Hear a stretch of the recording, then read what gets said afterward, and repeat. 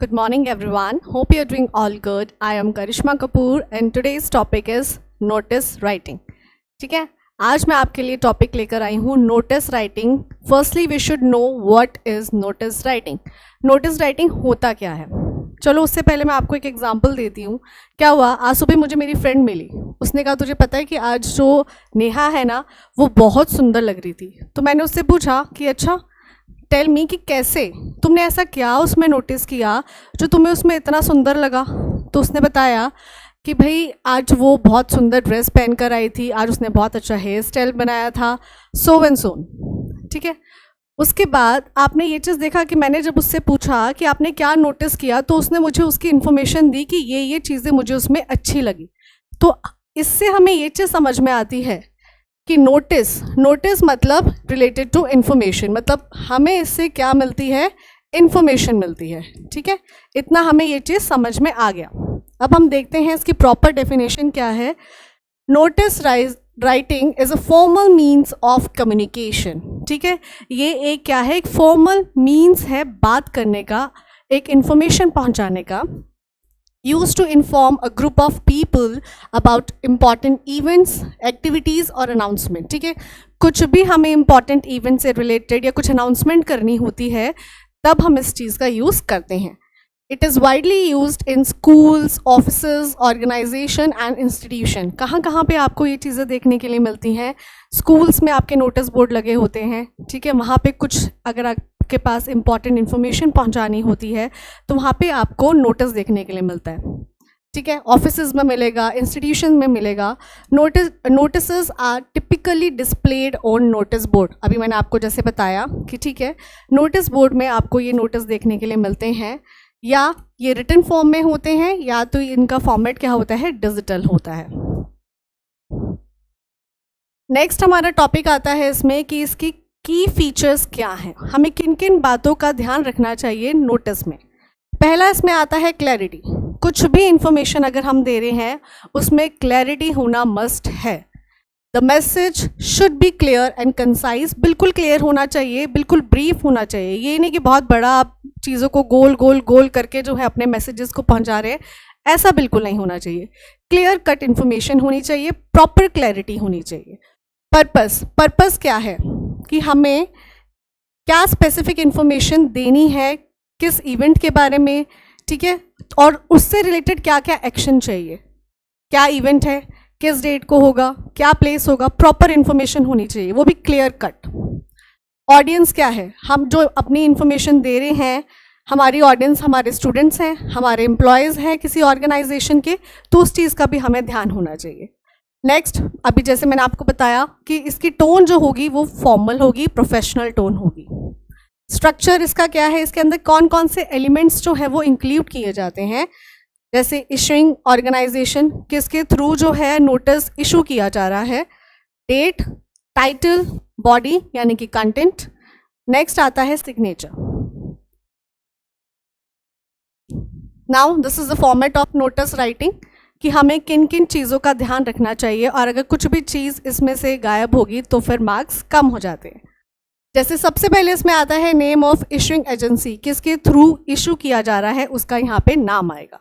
उसके बाद date of issue, कौन सी डेट को ये नोटिस इशू किया गया है, यहाँ पे डेट आ जाएगी. और आपने देखा है आपको लेफ्ट हैंड साइड पे जो है डेट देखने के लिए मिल रही है, राइट हैंड साइड नहीं, लेफ्ट हैंड साइड. उसके बाद टाइटल, टॉपिक क्या है आपके नोटिस का, किससे रिलेटेड है आपकी नोटिस राइटिंग. अच्छा, एक चीज़ और रह गया मेरा यहाँ पे नोटिस सेकंड नंबर पे. और नोटिस जो होगा, जो भी आप लिखेंगे वो हमेशा कैपिटल लेटर्स में होना चाहिए. इस चीज़ का ध्यान आपको रखना है, कैपिटल लेटर में ये नोटिस लिखा जाएगा. बॉडी यानी कि कंटेंट, इसके अंदर आपका कंटेंट आएगा और जिन जिन बातों का आपको ध्यान रखने की ज़रूरत है, जो प्रॉपर डिटेल जो है आप अपने कंटेंट पे मेंशन करेंगे. डेट क्या है, कौन सी डेट को आपका इवेंट ऑर्गेनाइज किया जाएगा, टाइम क्या है, ड्यूरेशन क्या रहेगा आपके इवेंट का, और नेक्स्ट प्लेस क्या है, कहाँ पे ये आपका इवेंट किया जाएगा. इन सब चीज़ों का ध्यान रखना बहुत ज़रूरी है, कुछ भी चीज़ से मिस नहीं होनी चाहिए. Last but not the list, उसके बाद इसमें आ जाता है ऑथोराइज सिग्नेटरी, जिसमें आपका नेम आ जाएगा, डेजिग्नेशन आ जाएगा और सिग्नेचर आ जाएगा. ठीक है, आई होप आपको ये समझ में आ गया होगा फॉर्मेट, और इसी केस पे आप अपनी नोटिस राइटिंग लिख पाएंगे। नेक्स्ट देखिए की पॉइंट्स। अभी जो मैंने आपको बताया वो सिर्फ यहाँ पे लिखा हुआ है, देख लीजिए। नोटिस आपका क्या है, कैपिटल लेटर में होना चाहिए। Use Kainchi and clear title, बिल्कुल क्लियर कट होना चाहिए, ठीक है, बहुत बड़ा टाइटल नहीं होना चाहिए, कंफ्यूजिंग नहीं होना चाहिए। डेट मेंशन कहाँ पे होगी, अभी जो मैंने आपको बताया टॉप लेफ्ट कॉर्नर पे होगी। और बॉडी मतलब यानी कि content should not exceed 50 to 60 words से ज़्यादा नहीं होना चाहिए। Right in a formal tone with clear and precise language. Next and with the name, और उसका डेजिग्नेशन है जो भी जिसके थ्रू आपको ये नोटिस दिया जा रहा है वो आप मेंशन करेंगे। एक चीज़ का और ध्यान रखेंगे कि जो भी नोटिस है वो आपका क्या होना चाहिए, उसके बाद आप जो भी है उसको एक बॉक्स में क्लोज कर देंगे, बंद कर देंगे। हाँ जी, अब आपके सीबीएसई गाइडलाइंस के अकॉर्डिंग क्या चीज़ कितनी कितनी मार्क्स की होगी, इस चीज़ का ध्यान रखना बहुत जरूरी है। The breakup of 4 marks for English writing skills notice writing as per CBSE guidelines is as follows. 4 marks का आएगा, और कहाँ कहाँ पे कितने कितने मार्क का क्या क्या चीज़ होगा, इस चीज़ का ध्यान रखिए। 1 मार्क का आपका फॉर्मेट होगा जो मैंने अभी आपको बताया। 2 मार्क्स का आपका कंटेंट होगा, कंटेंट में कि क्या किस इवेंट जो है, क्या डेट है, क्या वेन्यू है, क्या ड्यूरेशन है, क्या टाइमिंग है। उसके बाद कैसे आप अपनी इंफॉर्मेशन को एक्सप्रेस कर रहे हैं, दैट इज़ वेरी इंपॉर्टेंट। ठीक है, तो टोटल कितना होगा आपका 4 मार्क्स, इस चीज़ का ध्यान रखिएगा। 1 मार्क का फॉर्मेट, 2 मार्क्स का कंटेंट एंड 1 मार्क का आपका एक्सप्रेशन। ये जो है आपको मैंने एग्जाम्पल दिया है कि अब जो हमने फॉर्मेट पढ़ा, देख लीजिए बिल्कुल डिट्टो कॉपी है, उसी में हमने फिट कर सारी इन्फॉर्मेशन।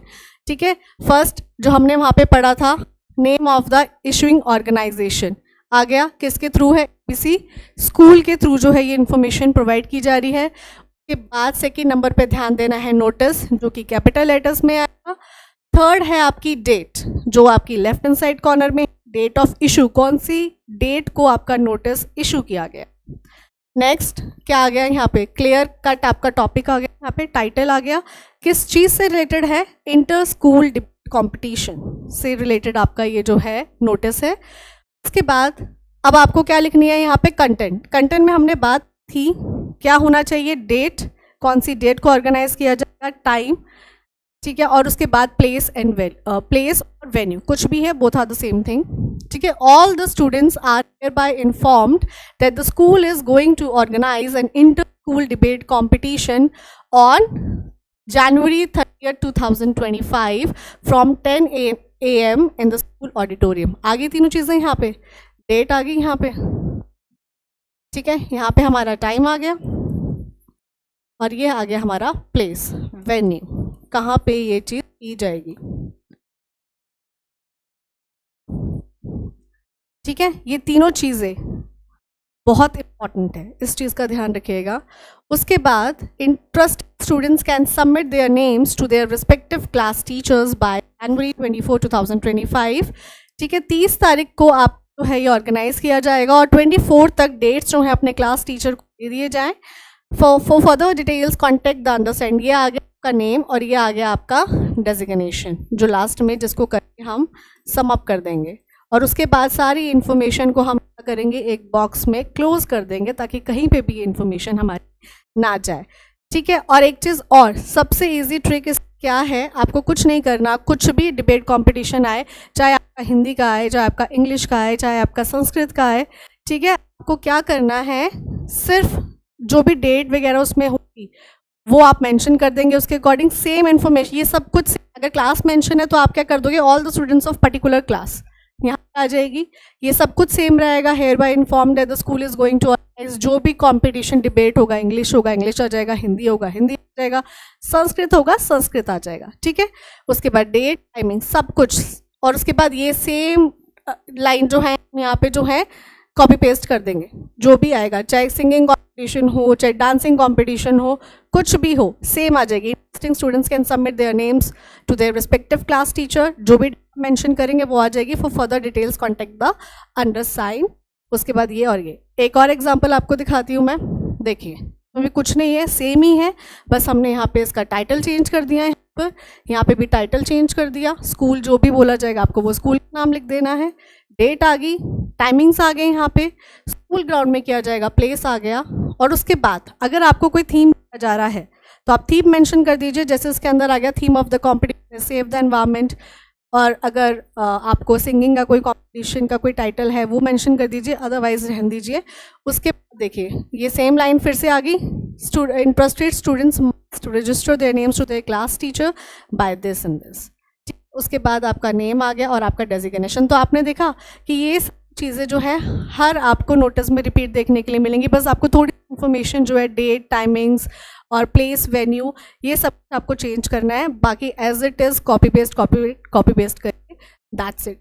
देखिए कितना सिंपल है नोटिस राइटिंग। आई होप आपको जो है ये नोटिस राइटिंग समझ आ गया होगा। Thank you so much.